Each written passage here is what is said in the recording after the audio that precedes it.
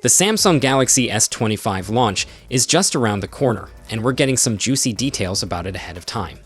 While the spotlight at next month's Unpacked event will mostly be on the three main Galaxy flagships, there's also some buzz around the Galaxy S25 Slim. This thinner version of the phone is expected to debut alongside the others, and now we've got some exciting info about its cameras.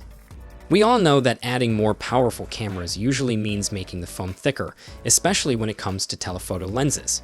But Samsung might have found a way around that issue with some cool new tech. According to a leak from the trusted source, Jukan Lasrivan X, the Galaxy S25 Slim will use something called all lenses on prism tech. This is the same tech Samsung teased last month, which shortens the camera module by 22% compared to traditional folded optics. That's huge for making slimmer phones without sacrificing camera quality.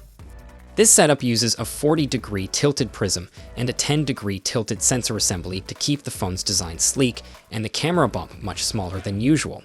It's definitely a big move for Samsung, and it wouldn't be surprising if other brands start adopting this tech soon.